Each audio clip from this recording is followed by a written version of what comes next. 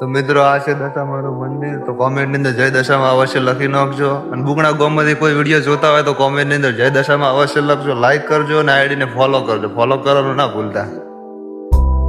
અને હોમે દેખાય શંકરનું મંદિર છે. લોકેશન પણ બહુ મસ્ત હે.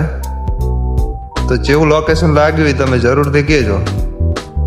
તો વરસાદનું પણ વાતાવરણ થઈ ગયું હતું એટલે થોડી મનની અંદર બીક હતી કે પ્રોગ્રામની અંદર વરસાદ ના આવે તો સારું, પણ દશામાં જ લાજ રાખશે. વરસાદ કોઈ આવવાનો નહીં, જેમ કે સાઉન્ડ લગાવવાનું સેવા કેમ્પની અંદર એટલે કોઈ ટેન્શન જેવું નથી. એમ જે થવું હોય થાય, બાકી સાઉન્ડ લગાવવાનું થાય આથી પાકું છે. અમારે વિક્રમભાઈ પોતે છે ગાડીવાળા, ગાડીનું અમારે ભાડું આલવું પડે, પણ તોય ભેગા ભેગા મથાવે છે.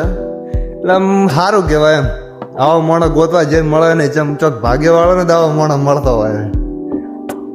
થોડી વાર સારું તો લગાડો, કોમ તો કરે. તો મિત્ર આજે અમારે વોટરમાં જવાનું હતું, તો તમને ખબર હતી. તો ફાઇનલી અમે સાઉન્ડ બીજો ફરી નીકળી ગયા. ભૂખના કોમની અંદર અમારી એન્ટ્રી છે હજી તો. હા સો અમારા વિક્રમભાઈ પોતે ગાડીના ડ્રાઈવર રાખેલ ને, 350 રૂપિયા પગાર કરેલો હવે. એટલે પોતાને કેટલા રૂપિયા હલાય મને કોમેન્ટ રીતે તમે કહેજો. રેડી? શું કહું, આપણે તો પગાર હલામ તો પહેલા છોકરાના પગાર તો બાજી રાખતા નથી. આપણે મજૂરી કરે તો હાલો, પણ અમુક